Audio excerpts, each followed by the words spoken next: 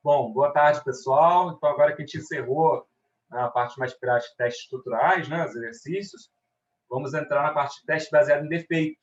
Relembrando que o mais importante não é utilizar uma ou outra técnica, né, mas sim a forma de combinar essas técnicas para poder aumentar a probabilidade de revelar falhas, né, no programa. Bom, aqui apenas algumas perguntas filosóficas, né? Você parte da premissa, quando você executa o teste, que os testes têm alguma qualidade, né? Mas existe sempre aquela dúvida, né? Quem testou os testes, né? Quem assegura que aqueles testes estejam realmente bem elaborados, né? Tá? Então, aqui um questionamento comum seria quem vigia os vigias ou quem testa os testes, né? O que garante que o seu conjunto de casos de teste automatizado, tá, é um bom conjunto de casos de teste, por exemplo, tá? Perguntas similares aqui seriam quem protegerá os protetores, né? Quem fiscaliza os fiscalizadores, né? Então, a gente tem um programa e a gente tem um conjunto de casos de testes automatizados, por exemplo. Tá? A gente aplicou lá a técnica estrutural, identificou lá os caminhos e montou lá com JUnit, implementou, automatizou testes unitários para testar aquelas condições. Tá? Quem garante que a gente fez tudo certo, que os testes são bons? Tá? Então, no nosso caso, a pergunta é essa: quem testa os testes? E a ideia da técnica de teste baseado em defeitos, né, é justamente você derivar requisitos de teste a partir de erros frequentes, né, cometidos durante o processo de desenvolvimento de software. Tá? Então, os casos de teste são avaliados com base em programas que possuem defeitos. Você submete um programa defeituoso a um conjunto de casos de teste e você espera que esse conjunto de casos de teste seja capaz de revelar as falhas. Tá? Então, o seu conjunto de casos de teste é bom se ele revelar as falhas do programa. Tá? Alguns exemplos de técnicas aqui: semeadura de defeitos, tá? Análise de mutantes, que é usado para teste unitário, né? Para teste técnico estrutural, principalmente, acima de código, né? E a semeadura de defeitos é mais comumente aplicada para teste funcional, você está testando funcionalidades e requisitos. Só para passar para vocês a ideia, né, das técnicas de teste baseadas em defeitos, né? Imagine o seguinte: imagine que você contratou uma faxineira nova, tá? Para limpar, para te ajudar a limpar a sua casa. Uma vez por semana vai lá e te ajuda para manter sua casa limpa, tá? E você está desconfiando da qualidade do trabalho dela. A única missão dela é limpar a casa, tá? As técnicas de teste baseadas em defeitos, né, elas exploram um mecanismo similar. Tá? Neste caso, você se mostrará desconfiado da qualidade do trabalho, tá? Não façam isso, tá? Não precisam fazer isso, mas você se mostrar desconfiado da qualidade do trabalho e semear algumas verificações para ver se ela realmente faz o trabalho direito. Né? O que seria semear? Olha, pega umas poeirinhas, uns pedacinhos de papel, joga embaixo do sofá, né? Bota uma coisa embaixo do tapete, tá? Bota mais uma coisa embaixo da cama, né? Alguma coisa num cantinho que você acha que ela não olha, não limpa. Tá? E aí você semeia, espalha pela sua casa, tá? 10 pontos de sujeira que você quer verificar se ela é realmente limpa, né? Deixa um papel de chiclete no canto, tá? Aí você vai, saca, trabalhar, como você não está junto, né, a ela o dia todo que ela está fazendo a faxina, no final do dia você faz o quê? Você pega aqueles 10 itens que você espalhou pela casa e verifica se eles ainda estão aqui, se ela limpou. Né? Se eles desapareceram, né, ela foi, limpou, viu aquele papel, jogou fora, né, varreu ali naquele canto e tal. E aí você depois olha, avalia ela. Eu espalhei 10 itens pela casa, dos 10 ela limpou 9. Tudo bem, não viu um, né? Tá, não olhou ali no cantinho hoje. Tá normal. Mas se dos 10 itens que você espalhou por lugares óbvios da sua casa, né? Você tiver 8, né, remanescentes, né, é sinal de que ela talvez não esteja fazendo o trabalho tão bem. Ela talvez esteja pensando, o patrão está fora, né? Tá trabalhando, então vou fingir que eu fiz aqui, eu faço uma limpezinha superficial, tá tudo bem. Então, até uma coisa que o meu pai costumava dizer quando a gente fazia qualquer tipo de limpeza, né? Costumava dizer que o lugar só está limpo quando está limpo onde ninguém vê, né? Só quando você realmente passar o dedo atrás, se você olhar aí e estiver realmente limpo, né? Um lugar que a pessoa não olha, não, naturalmente, aí que está limpo de verdade. Bom, mas isso, não estou dizendo que vocês precisam botar esse nível de exigência, né, na faxina da casa de vocês, tá? Senão vocês vão ser conhecidos, né, como os exigentes da faxina. Mas é uma maneira de se avaliar, né? Então, o que seria o equivalente para testes de software? Né? seria você pegar um programa, inserir alguns defeitinhos em diferentes pontos, submeter ele aos testes que foram escritos, automatizados, né?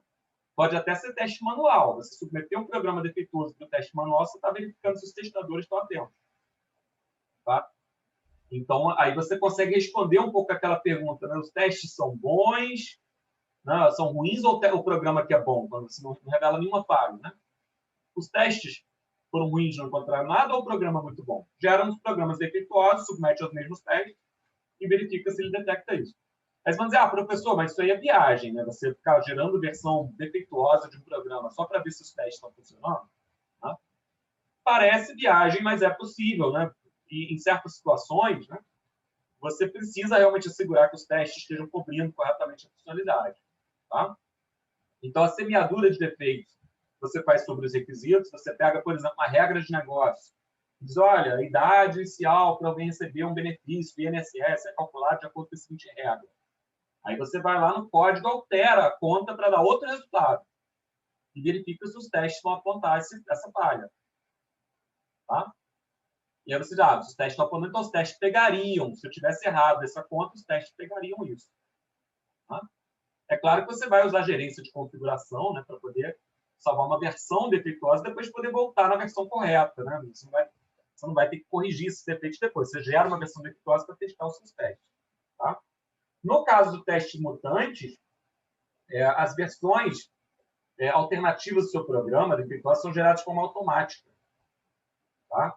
Então, não é você que vai fazer a geração dos programas defeituosos. A gente vai falar disso daqui a pouquinho. São operadores de mutação que te aplicam sobre o programa, aplica automaticamente, gera os programas mutantes, tá? Que são os programas quase iguais ao seu, com alguma alteração. Tá? Por isso que a mutação, nessa mutação, alguma alteração que você fez aí na essência do seu programa, para que ele gere um resultado sutilmente diferente, que faça as comparações sutilmente diferentes, e você submete esse programa defeituoso aos testes, para ver se os testes vão revelar os problemas. Tá? Entenderam? A ideia é bem interessante da análise mutante e realmente é uma forma eficaz de você verificar a qualidade dos seus testes unitários. Tá? Então, semeadura de defeitos para teste funcional, análise mutantes, né, mais utilizada para teste unitário. Pode ser utilizado também para teste de integração, quando você usa mutação de interfaces, né, quando você tenta alterar características, né, de parâmetros, né, da interface, que são a declaração, né, dos métodos públicos, essas questões, para testar a comunicação entre módulos, por exemplo. Né, se alterar algumas coisas na comunicação, né, ordem de parâmetros, assim, se ele vai detectar isso, né, na hora da execução. Tá? Eu vou falar especificamente aqui de semeadura de defeitos e análise de mutantes com vocês hoje, tá? Nessa aula gravada de hoje. Então, semeadura de defeitos também é chamado de debugging. Tá? Debugging porque você é ao contrário do debugging, que você está procurando tirar bugs.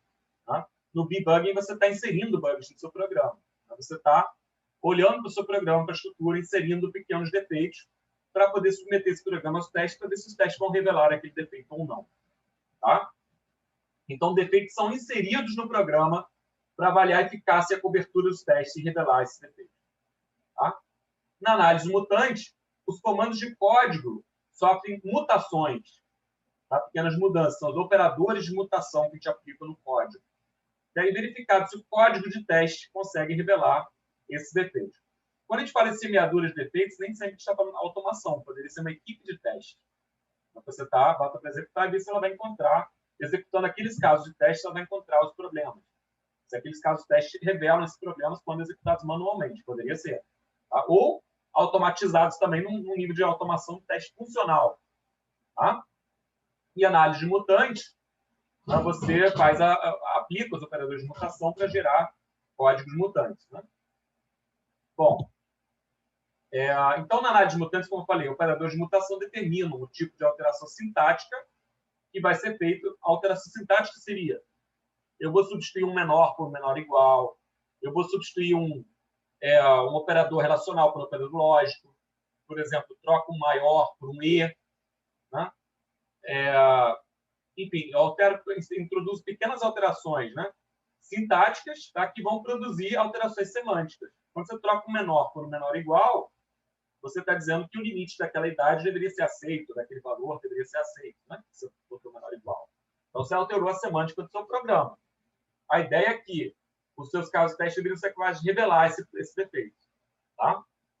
Então, existem diferentes operadores de mutação. Eles são específicos para a linguagem. Tá? Embora a lógica, a ideia deles seja parecida, né? Você tem diferentes operadores de mutação para linguagens, como Fortran, C, Python, Java. Tá? Eu vou dar alguns exemplos para vocês no próximo slide aí para vocês. Tá? Então, a ideia é o seguinte. Você assume que o programador é competente e que os defeitos, né, sejam pequenos defeitos localizados, né, pequenos enganos, né, tá, locais que ele possa ter, pequenos equívocos que ele possa ter cometido. Você tenta replicar esses equívocos no código para ver se seus testes pegariam eles. Né? Por exemplo, trocar um menor por um menor igual. Tá? Seria um exemplo aqui de um operador de mutação. Consequência, né? Você vai gerar um número de mutantes, né, com programas com defeitos simples e verificar se seus testes conseguem revelar esses defeitos ou não. Tá? E a hipótese aqui seria que os defeitos complexos, né, seriam a composição desses defeitos simples. Então, ao você aplicar os operadores de mutação, né, no seu código e verificar, mas os testes detectariam essas coisas, você assume que eles também detectariam coisas um pouco mais complicadas. Tá, pessoal? Bom, exemplos de operadores de mutação, tá? Ou deturpadores do meu código. Né? Alguns exemplos. Eliminação de classes de comandos, eliminar certas linhas de código. Você pega lá um trecho que tem 10 linhas de código, você apaga algumas. Tá? E vê o que acontece. Tá? Apaga uma linha por vez, né? Tá? Por exemplo. Troca de operador relacional. Por exemplo, eu troco um operador relacional, que é um menor, por um menor igual. Eu troco o igual por um diferente. Troco o maior por um maior igual. E assim por diante. Né? Faço pequenas trocas. Se eu trocar uma condição igual por um diferente, né, o programa vai executar uma lógica diferente. Né? O seu programa deveria detectar isso. Os testes, se trocar em um lugar um igual por um diferente, se o seu teste estiver cobrindo todos os caminhos, né, certinhos limites, tudo, né, forem bem pensados, deveriam pegar essa mudança e revelar uma falha ali. Tá? Trocar operadores aritméticos, trocar um mais por um vezes. Tá? Calcular o número de áreas é o número de... Sei lá, o valor é o número de áreas vezes o número de dias que a pessoa ficou fora. Né? Bota lá um dividido no lugar do vezes. Troca um mais por um vezes, um mais por um menos. Aí vê se o seu teste vai revelar esse problema. Quando estou falando troca um mais por um menos, não é você que vai fazer isso na mão. Tá? Teste mutante ele é feito de forma automatizada, tá, pessoal? Os programas mutantes são gerados de forma automática sobre o seu programa. Você configura a ferramenta só dizendo quais operadores de mutação que você quer que sejam aplicados. Então, se você tem um programa sobre teste, né, que você quer testar, e você tem um conjunto de casos de teste automatizados, você pode aplicar análise de mutantes, né, com automação de forma simples. Tá? Vou mostrar isso para vocês daqui a pouco. Trocar variáveis do mesmo tipo, né? Trocar uma variável, ele está usando uma variável B, você bota lá C no lugar daquela variável, você detecta. Tá? Numa conta qualquer, você troca uma variável por outra. Tá? Troca de valores iniciais, troca de valores constantes. Essa constante é definida como máximo igual a 1000. Vamos botar 10.000 desse programa. Vamos botar 500 aqui no limite, para ver se o programa detecta isso. Tá? Então, são exemplos. Né? Alguns operadores aqui, né, com os acrônimos, isso tem também no livro, né, de Introdução ao Teste de Software. Por exemplo, o SSDL ele retira um comando do programa de cada vez. Tá? O ORRN ele troca o operador relacional por um outro operador relacional, para um menor com maior. Né? Tá? Agora, o VTWD troca uma referência escalar para o sucessor e predecessor. Por exemplo, você tem lá um for i igual a 1, i menor que 10, você bota menor que 11 lá. Tá? Você troca, né, um valor lá que está fixo, troca para o predecessor ou sucessor. Imediato, e você vai detectar isso. Tá? Troca referências escalares por constantes, troca comando while ou do while, que vai entrar uma vez. Tá? Como é que você detectaria essa troca aqui? Comando while ou do while. Se você usou o teste laços, você tem um caso de teste em que ele não entra no while. Se você trocou o while do while, ele vai detectar esse problema. Né? Deveria ter um caso de teste que não entra. Tá? E aí, no do while, você vai sempre entrar, vai dar um resultado diferente. Tá? Interromper a execução do laço após 2 execuções, aí o teste laços também pegaria isso. Né? Tá? Então, são conjuntos de trocar um operador lógico no bitwise, né? No Java você pode botar aqueles 2 comerciais ou um só. Né? Você tem diferentes tipos de operador lógico, né? Tá? Troca uma constante por outra constante, tá? Por aí vai. Então, vou pegar alguns exemplos aqui. O operador gerado aqui pelo... Trocar um operador lógico por um aritmético, tá? Ou seja, o operador holando. Eu tenho aqui o correto, tá? O código correto no lugar desse vezes, que foi colocado aqui, era um E comercial, era um E. Né? Era valid ID e length entre 1 e 6, tá? Ou seja, o identificador seja válido e o tamanho entre 1 e 6. Tá? Eu troquei o E por um vezes. Tá? Isso aqui provavelmente está em C. Né? Esse programa vai estar em C, porque em C o falso é 0. Né? Você poderia multiplicar. Tá? Então, aqui, esse operador foi trocado E por um vezes. Né? No de baixo, trocar um operador relacional por outro relacional. Pegou o menor, que está aqui em cima, ó, e trocou por um menor igual. Os seus casos de teste, você testou aqui pelos limites do tamanho, né, de 1 a 6, deveria ter um caso de teste que o tamanho é 1 e o tamanho é 6. Né? Na verdade, o tamanho 6 não deveria aceitar, né? Tá? Então, você pegaria esse menor igual contra o menor, né? Tá? Então, são exemplos de operações que você vai fazer automaticamente no seu programa e vai ver se os testes vão detectar isso. Tá? E aí, um conceito importante para o teste de análise mutantes, que, na verdade, a análise mutante é referida como uma técnica de teste por quê, pessoal? Porque você vai analisar os pontos, né, em que os mutantes não foram, a gente diz, mortos. Tá? A gente diz que a análise de mutantes, nosso objetivo é ter casos de teste que matem os mutantes. Tá? É isso mesmo. Tá? Eles usam... nos filmes do X-Men, né, sempre tem um do mal lá que quer exterminar os mutantes todos. Né? É a nossa missão, né, quando a gente está fazendo teste de mutação, tá? É a gente tentar eliminar todos os mutantes. Tá? Ou seja, revelar todos os mutantes, matar todos os mutantes. Tá? Então, a gente tem um programa, um conjunto de casos teste T. A gente quer que esse nosso conjunto de casos teste revele as falhas de todos os mutantes que foram gerados. Tá? Então, os passos para fazer análise de mutante. A gente executa o nosso programa contra os casos teste, né, contidos no conjunto de casos teste T, gera os mutantes, executa de novo, tá? E analisa se detectou todos os mutantes ou não. Se ele detectou os pontos em que alterações de código foram feitas. Tá? Então, para você poder avaliar se seus casos teste foram bons, né, é comum a gente usar uma métrica chamada mutation score, tá? Que é a sua pontuação de mutação. Que é o número de mutantes que você matou, que seus casos teste revelaram, tá? Sobre o número de mutantes que você tinha inserido, tá? Que você mandou gerar. Ou seja, gerei 100 mutantes, matei 50%. Tá? Até aí. Só que você tem que descontar dessa conta alguns mutantes conhecidos como mutantes equivalentes. Porque existem alterações sintáticas no código que não afetam a semântica, que produzem o mesmo resultado final. Então, esses mutantes são mutantes equivalentes, são mutantes que você não consegue detectar por testes. Tá? Se você faz uma mutação, mas o resultado final da operação deu igual, mesmo tendo feito uma alteração sintática ou qualquer, você não tem como detectar esse mutante. Então, esses mutantes equivalentes precisam ser descontados da conta. Mas, em geral, é quantos mutantes eu matei e quantos que eu implantei. Né? Quantos programas mutantes que eu gerei, né? Tá? E quantos que eu consegui detectar com meus casos de teste, né? Os mutantes. Se eu matei metade dos mutantes, é 50% no mutation score. Tá? Dos mutantes detectáveis, né? Tá? Então, mutation score de um programa P para um conjunto de casos teste T é quantos mutantes eu matei sobre quantos que eu inseri. Tá?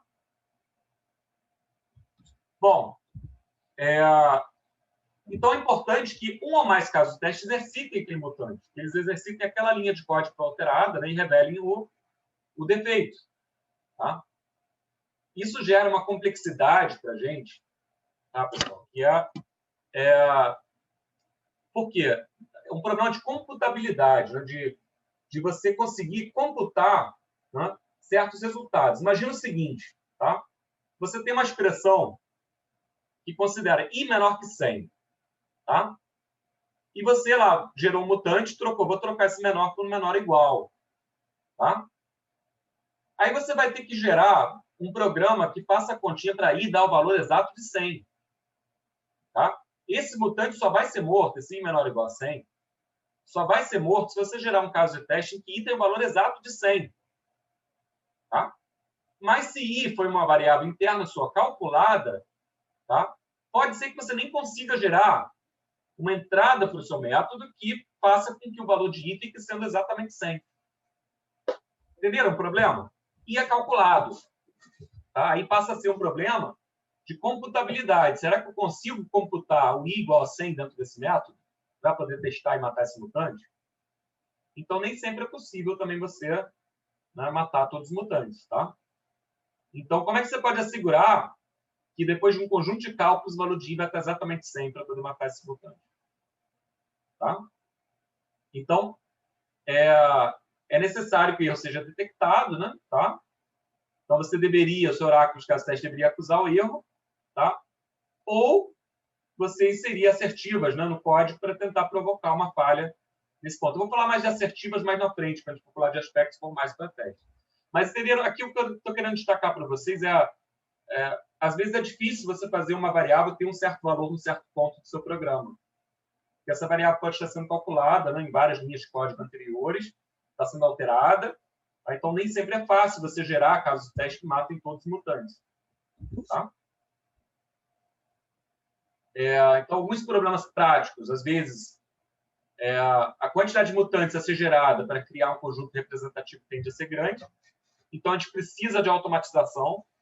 Tá? Teste de mutação só é aplicado na prática quando você tem teste automatizado. Tá? Esforço gasto para analisar, que a gente chama de análise de mutantes. Né? Que é ver, olha, aqui tinha um mutante que eu inseri no código, né? Uma mutação, um operador de mutação que eu apliquei ao código, e os meus casos de teste não revelaram essa falha. Por que não? Como que eu melhoro meus casos de teste para que revelem essa falha? E a ideia, por isso que é uma técnica de teste, né? Porque você melhora seus casos de teste para que eles matem todos os mutantes.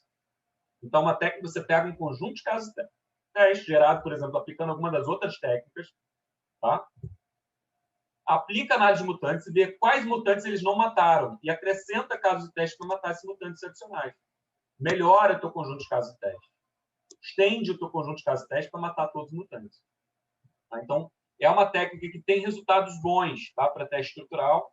Para programas críticos, é recomendado que você utilize, tá? Análise de mutantes para complementar a técnica estrutural, para testar os seus testes automatizados e ver se eles são bons. Tá? Então, existe até ramos de pesquisa, né, para tentar buscar, encontrar soluções sobre casos de teste que matariam certos mutantes. Né? Tá? Existe uma área chamada Search-Based Software Engineering, engenharia de software baseada em busca. Você vai buscar um caso de teste que exercite um certo mutante, ou situações, né, fazer buscas, né, no espaço de soluções de engenharia de software, né, sub-área da engenharia de software para isso. Tá? Bom, então, é um critério, na prática, pouco conhecido e pouco utilizado, tá?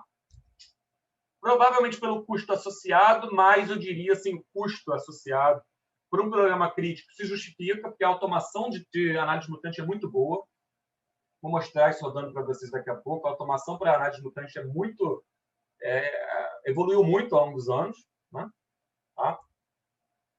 Estudos têm mostrado que se trata um critério altamente eficaz para revelar falhas, revelar defeitos. Né? Existem plugins prontos, né, para linguagens como Java, né? A gente tem a Jasper, Mujava, Muclipse, Speech.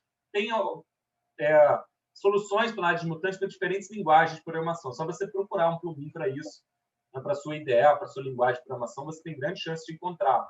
Tá? Para C, para Java, para Python, né? Você vai encontrar provavelmente alguma solução que gera os mutantes e aplica os seus testes automaticamente, seus testes unitários. Tá? Então, com isso a gente fecha aqui a parte de teste baseado em defeitos, mas eu quero mostrar para vocês agora, né? Eu prometi que ia mostrar uma parte aqui mais prática.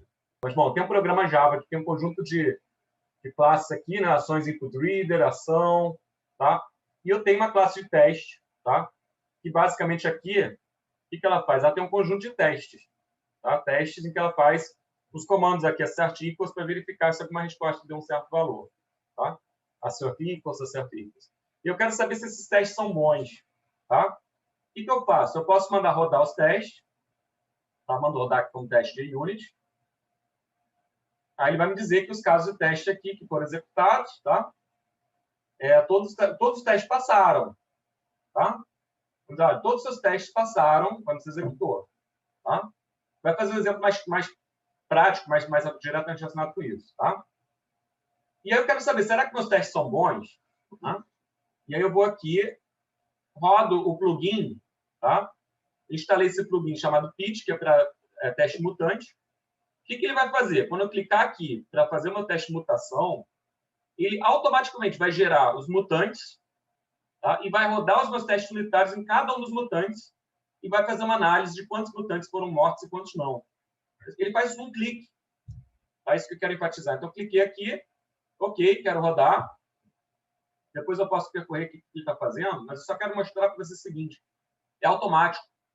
Ele foi inserindo as mutações no código, tá? E executou tudo. Aí eu posso tirar o relatório aqui. Aqui ele gerou um mutante, matou 0. Tá? Aqui ele gerou 6 mutantes, matou 5. Nos casos testes mataram 5, 83%. Tá? Aqui gerou um mutante usando esse operador de mutação aqui, não matou nenhum. Aqui gerou 17, matou 3. Tá? Ou seja, dá para melhorar muito os casos de teste. Certo? E eu tenho como tirar aqui um relatóriozinho. Aqui são as mutações que ele gerou. Né? Ele mostra as mutações. Vou deixar vocês depois explorar essa ferramenta com calma. Tá? E aqui ele dá um sumário, que é isso que eu quero chamar a atenção. Ele traz o mutation score, né? Traz o percentual. Então, ele diz aqui, olha, eu testei 5 classes, tá? Os seus casos de teste cobrem 59% das linhas de código dessas 5 classes, tá? E o seu mutation coverage, quer dizer, você cobriu dos mutantes, tá? Você matou 25 de 54 mutantes. 46% só dos mutantes que você matou. Tá? Aí você poderia olhar, por exemplo, não tinha teste nenhum para a classe ações.ui, que era de entrada e saída. Tá? Então, por isso que não tinha nenhuma linha, de 44 linhas, nenhuma delas estava sendo coberta. Tá? E logo também não matou nenhum mutante aqui, por isso que é a grande diferença. Né? Agora, nessa aqui do modelo, por exemplo, ele cobriu 61 linhas de 77. Tá? Eu poderia, por exemplo, passar um programa desse para vocês, pedir para que vocês analisassem as linhas de código não cobertas, né? Os testes, para tentar cobrir, aumentar isso para 100%. Você tem que montar o gráfico do programa, analisar quais caminhos não cobriu, né? Para complementar os casos de teste. E melhorar o mutation score. Você tem que analisar esse relatório para ver quais mutantes foram mortos e quais não. Tá? Aqui, por exemplo, mutação, ele negou uma condicional. Depois, ele substituiu uma soma de inteiros com uma adição, uma subtração com uma adição, perdão. Aí ele vai dizendo os mutantes, né? Tá? No coverage, é isso que ele não cobriu. Aí você teria que analisar por que esses mutantes aqui não foram cobertos. Né? Ele te mostra onde que está a mutação e por que você não pegou esse problema e melhorar seus casos de teste para cobrir isso. Né? Tá? Então, ele te dá um sumário. Se você clicar aqui na classe, acho que ele ainda abre aqui no modo, eu consigo ver dentro dessa classe. Dentro dessa classe, a cobertura de linhas de código foi de 79%, mutation score foi 59%. Tá? E aí você consegue dar um breakdown aqui para as outras classes, né? Também olhar para as outras classes do pacote módulo, esse aqui do pacote. Né? Por exemplo, esse retorno fechamento, ele tinha 6 linhas totalmente cobertas, né? E 2 mutantes mortos. Isso aqui não tem nada para melhorar nessa classe, as outras 2 tem. Tá? Então, por que eu estou falando disso? Eu vou tirar aqui do Eclipse, que era só para situar a gente um pouco. Né? Tá? O que eu queria mostrar, essa coisa automatizada. Tá? Inclusive, na atividade prática nossa final, dessa disciplina, vocês vão instalar um plugin desse, rodar e tentar mexer nesse mutation scores, né? Tá melhorando os testes de um programa que eu vou passar para você, tá? Então, deixa eu voltar aqui para os slides para a gente encerrar a aula de hoje aí. Então, com isso, a gente cobriu, tá, as técnicas aqui, funcional, estrutural e baseado em defeitos, que são as 3 categorias de técnicas de teste. Tá? E relembrando novamente que a gente deveria combinar essas coisas. Por exemplo, quando a gente faz uma técnica de teste de caminho básico na estrutural, né, a gente pode aplicar testes mutantes para ver se os testes estão bons, complementar isso. Né? A técnica funcional, a gente pode usar semeadura de defeitos para complementar, para testar os testes, ver se não teria que acrescentar mais algum caso de teste nos testes funcionais, tá? Para melhorar eles ainda mais. Então, aqui a gente fez um apanhado geral aí das técnicas de teste e fechou isso. Lembrando assim, a funcional a gente cobriu na P1, né? Estrutural e baseado em defeitos é assunto, né, da P2, especificamente, tá? Então, algumas considerações finais, eu coloquei aqui dois slides finais de considerações sobre técnicas de teste. Eu queria só passar para a gente fechar esse material e a aula de hoje também com isso, né? Ficou um pouco mais curta a parte gravada, que a parte do exercício eu acabei não gravando no início, né? Porque exercício estrutural. Bom, o que é importante observar? Sempre que a gente for pensar em casos de teste, em técnicas de teste, o custo. Quantos casos de teste vão ser gerados, quanto esforço vai exigir executar todos esses testes, né? Tá? Automatizar esses testes, se for teste automatizado, né? Se for manual, quantas pessoas vão precisar executar isso em quantas horas, na cada bateria de teste. Pensar nessa questão, você deveria evitar ter um número de casos de teste para satisfazer um critério e que não tenha casos de teste redundantes, né? Que cubra adequadamente o seu critério. Né? E eficácia, o seu critério também não pode ser muito simples, né? Ele tem que ser um critério que os seus casos de teste consigam revelar falhas quando o programa tiver defeitos. Né? E o custo-benefício da combinação dos critérios, você refletir sobre o quanto que eu preciso de teste funcional, quanto que eu preciso de uma técnica mais sofisticada, mais básica, e o quanto que eu posso combinar essas técnicas. Né? Na verdade, se você tiver um programa realmente crítico, né, é aquilo que eu falei com vocês, você provavelmente vai lançar mão de várias rodadas de inspeção sobre requisitos, sobre projeto, sobre código, né, para garantir que está tudo correto, né, que não tem ali nenhum problema, né, revisão de código mesmo. Provavelmente você vai fazer uma configuração de análise estática, tá? Que eu posso mostrar para vocês rapidamente também aqui a análise estática no programa, né? Tá? Esse mesmo programa aqui também tem instalado o SonarLint, que é um plugin para análise estática. Então, eu posso mandar ele analisar o meu código-fonte. Ele analisa o meu código-fonte e gera aqui um conjunto de erros ou warnings, tá? Coisas que eu poderia melhorar. Tá? Algumas são sugestões, tá? Coisas que eu poderia melhorar no meu código, alguns warnings, alguns erros, né? Por exemplo, ele está sugerindo aqui que eu faça uma classe anônima, inner class anônima, para transformar num lambda. Tá? Ele está dando uma sugestão para isso. Tá? Substituir esse assert com uma verificação, com um assert sobre a entrada. Tá? Ele está dando umas sugestões aqui nessa direção. Tá? Então, a análise estática, você manda ele rodar, ele verifica para você um conjunto de propriedades do seu código, nas diferentes classes, né, que aparece do lado, e vai dando algumas propriedades. Voltando aqui. Se você, então, você ia configurar provavelmente uma análise estática criteriosa, né, seguindo padrões da empresa, né, tá?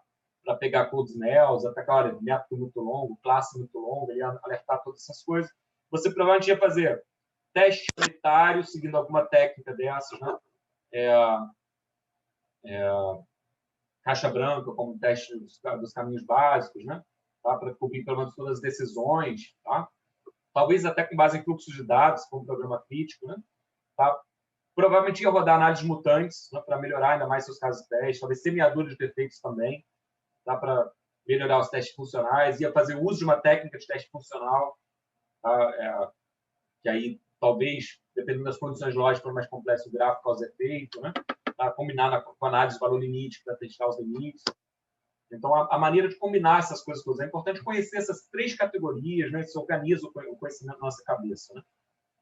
Tem as técnicas funcionais, que eram a partição por conjunto de equivalência, análise de valor limite, gráfico causa-efeito, né, que a gente explorou, e error guessing, né? Tá? Tem as estruturais, em que a gente falou todo o comando, todas as decisões, todas as condições, e, por fim, falou do teste de caminho básico, né? Eram baseados em fluxos de controle, depois falou em fluxos de dados, aqueles critérios de todas as definições, todos os usos, né? Que era do Raps-Weyuker, né? E todos os potenciais usos ainda que, enfim, poderiam ainda ser usados, mas conhecer esse conjunto, esse arsenal de coisas que você tem para produzir um software de qualidade, né? E fazer principalmente correto por construção também, aplicar também algumas práticas que a gente vai falar mais à frente de design by contract, né? De fazer programas auto-verificáveis também, tá? Então, você tem que avaliar bem essas técnicas, conhecer elas, ver como você utiliza elas na prática, tá? Elas são complementares, podem ser usadas em conjunto, justamente o que eu acabei de falar com vocês. E apoio ferramental vai se tornar essencial. Você não verifica coisas que são, obviamente, pegadas por um analisador estático, né? Na revisão de código, né? Manual.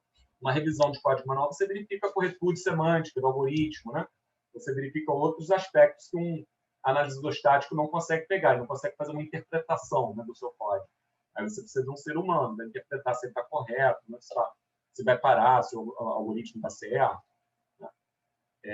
Mas você vai precisar de apoio ferramental, tanto para análise estática, para teste unitário, para teste mutante, né? Como eu falei, se aperta um botão, ele vai gerar os mutantes, vai aplicar seus testes, vai te dar o resultado. Tá? Então, tudo isso é importante de conhecer e saber que existe. Tá? Bom, com isso a gente fecha aí esse material sobre técnicas de teste, é um material bem extenso, porque vem desde lá da T1, né? E aqui estão as referências em que a gente tem. Esse aqui é um artigo que compara algumas ferramentas para teste de mutação, que é interessante. Tá? Tem um survey de 2019 que fala sobre os avanços na área de teste de mutação, que pode ser interessante se alguém quiser olhar o que tem pesquisa sobre teste de mutação, né? Aí pega esse material e dá uma olhada no que teve de avanço nos últimos anos, foi de 2019, um apanhado bem completo, sobre o que teve de avanço em teste de mutação nos últimos anos. Tá? Então, deixei disponível para vocês. E o livro mais básico, né, que é Introdução ao Teste Só, que também fala de teste de mutação, explica tudo isso que a gente acabou de falar nessa aula.